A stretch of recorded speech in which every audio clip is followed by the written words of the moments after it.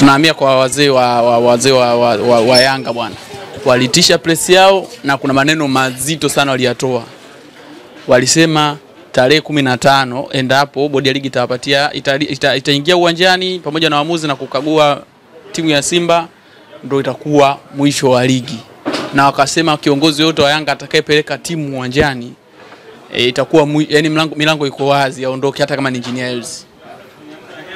Hiyo ndio nilikuwa nakwambia hapa. Yani ni kutumia mamlaka vibaya. Yani watu wanaoamini bila uzuri wanaipenda klabu yenu kwa mapenzi yao yote. Wanakubaliana kwamba klabu yenu ni moja kati ya klabu kubwa kwenye nchi yao. Alafu nyinyi mnawaadhibu kwa sababu ya mapenzi yao. Huo ni utumiaji mbaya wa mapenzi ya watu. Sijumeelewa vizuri Mtu anakwambia kwamba akiona kiongozi yote anaipeleka timu tarehe 15. Akiona kiongozi yote anapeleka timu tarehe 15. Basi anapaswa kufanya nini? Kuondoka kwenye klabu. Tuongee ukweli, Jerry. Kama klabu ingekuwa inaongozwa na wanachama wote na kadhalika, hivi ingekuwaje? Sasa kwa nini walichagua uongozi? Lakini wanawake kutoa maoni yao. Yale sio maoni, ile ni amri. Simula vizuri. Unajua maoni? Maoni unaweza kukaa chini ukawashauri. Tena maoni ambayo yana logic. Kashauri, kaambia uongozi bwana hichi mnachokifanya. Sio kuwaingilia kwenye maamuzi. Lakini umeingia hata kwa TFF umesema nao wakipeleka na wao wakaguzi wao wakaikagua ile mechi, wakapitisha kama kuko kuna mechi na alama 3 wakawapa Simba ndio itakuwa mwisho wa mpira. Sasa wewe unaona hiyo ni akili? Yaani tuongee ukweli. Sasa wao wana mamlaka gani ya kuwakatalia wao TFF na bodi ya ligi? Wana mamlaka gani? Watawafanya nini? Sio ndio mwisho wa ligi hatujajua. Wewe unaona utakuwa ni mwisho wa ligi? Wewe ni kwamba kuna shida hapo. Shida kwa wazee wa Yanga. Haya mambo ndio maana nikiongea mwisho wa siku kuna watu wanaona mimi na adi. Mmoja hapo yupo hapo. Tuongee ukweli. Ndio utakuwa mwisho wa ligi. Kwa lipi?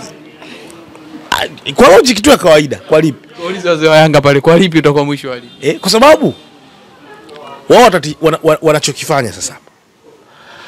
Wanatishia kuiondoa Yanga. Yanga kwa sababu ya ukubwa waliokuwa nao. Wanaamini Yanga kuwepo kwenye ligi ndio ushindani unaongezeka kwa sababu wapo na Simba Sports Club. Kwa hiyo wadhamini nani wote wanakuja kwa sababu ya Simba na Yanga. Na ndio maana nikasemaje? Tumekosea sana na tunaendelea kukosea kuendelea kuwapa nguvu kubwa sana Simba na Yanga. Ipo siku watakuja watatukosti kama tutobadilika. Ipo siku na kuhakikishia watakuja watatukosti. Yeye watakosti kabisa ligi nzima. Lakini mbona hapo ukisema kwamba wanajitoa, kauli yao kubwa ilikuwa sio kujitoa, walisema kwamba watapeleka kesi mahakamani. Hiyo tena kwa sababu ya Paulo. Yaani maana yake kuipeleka kesi mahakamani maana yake sinataka ligi iharibike. Si kama vile tenye timu yenu mnataka iondolewe tu hivi timu kama Namungo inaweza na yenyewe kapeleka kesi mahakamani. Haiwezi kupeleka. Sio nakwambia timu kama Namungo sio nini haiwezi kupeleka au timu yoyote KMC hawawezi kupeleka nje ya Simba na Yanga kwa sababu wanaona wao wana nguvu. Na ndio maana hapa katikati waliwahi kususia bidhaa za moja kati ya mdhamini. Walimwambia tutakuwa tununui sio na nini. Yaani wanawanyanyasa. Nani wale? Usifahamu. Sasa kwa siasa kwani uongo? Wanawanyanyasa kwa mfano Azam Media, wanawanyanyasa watu wengine ambao wamejaribu kuomba zile haki za matangazo kutoka kwao kwa sababu tu wana huo mtaji wa mashabiki wengi, wana hiyo power bila vizuri ya mvuto ya kuvutia wadhamini kuja kuwekeza. Kwa hiyo wanatumia hiyo loophole kuwanyanyasa watu. Kwa hiyo hata kama wakifanya mambo ya kipuuzi, wao wanataka muyasupport tu. Hawataki kukosolewa, hawataki kufanya nini, hawataki kufanya nini. Haya ni madhara makubwa ya kuzipa nguvu kubwa sana Simba na Yanga. My brother, nakwambia ukweli. Kama hii ligi timu zote zingekuwa zina mzani ambao unafanana au uongozi wa mpira wa miguu, kwa mfano TFF, bodi ya ligi, wangesimama imara na kuzitengenezea mazingira hizi timu zote kuwa na power ambayo inafanana. Simula vizuri. Of course ni kitu ambacho hakiwezekani. Lakini kama uongozi wa mpira wa miguu unaweza ukatengeneza pia nafasi ya hizi timu kutokujiona zina nguvu, au wana mapinduzi kama sisi, watu wenye mpira. Simula vizuri. Tulipaswa kutengeneza timu hata 2 ambazo zinaweza zikawa na nguvu na zikaja zikautikisa utawala wa Simba na Yanga. Kwa ni Azam ameshindwa wapi? Kuna eneo Azam nafikiri wamefeli. Bado wamefeli yani. Na hisi ni kwenye issue ya mentality. Azam wamefeli kwenye issue ya mentality. Bora uongozi pia na viongozi ambao wanaushikilia mpira wetu pia wameshindwa kuwasaidia kuutikisa utawala wa Simba na Yanga ambao utatupa shida sana. Utatutesa sana utawala wa Simba na Yanga. Utatutesa mno, na utatutesa kwa sababu wanajiona wanapendwa sana. Hata mwanamke au mwanaume akiona wanapenda sana, atakunyanyasa wewe kwenye mapenzi wewe mpaka utajuta. Mimi nakwambia ukweli.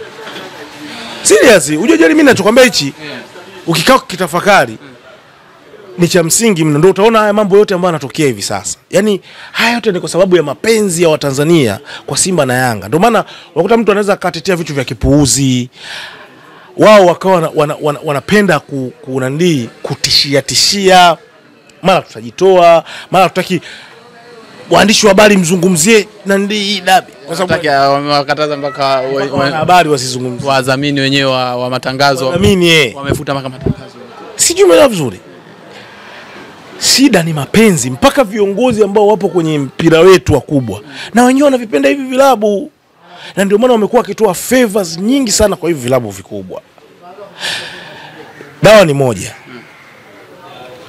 Wadau wa mpira, wapenzi wa mpira wa miguu,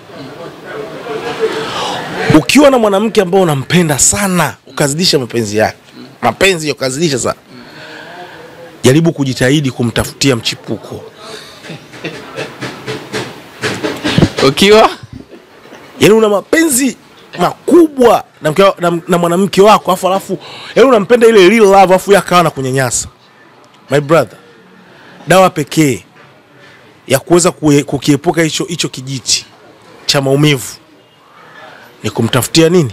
Mchipuko. Simba na Yanga, ili tuvunje haya manyanyaso yote, kabaila ambao unaendelea, mambo ya kutishana sijui nini, kwa sababu ya mapenzi ya Watanzania kwao.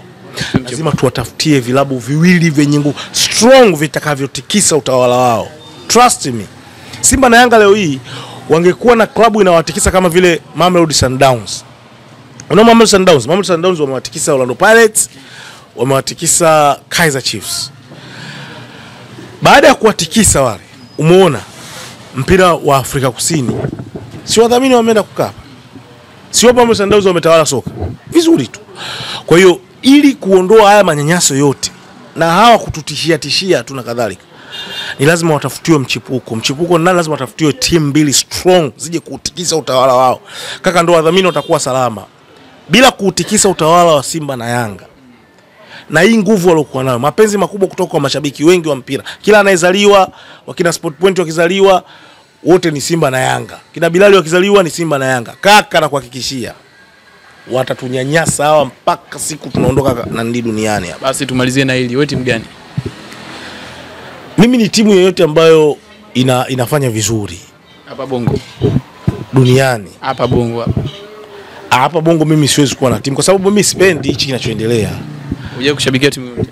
Na sitaki kushabikia timu yoyote, kwa sababu si timu ambayo tena ngoja ngombe, timu ambayo itakayokuja kuutikisa utawala wa Simba na Yanga, itakayokuja kukaa katikati na kuutikisa kweli misimu hata 4 5 ikaja ikawatikisa, hiyo ndio itakuwa timu yangu. Kama Singida Black Stars.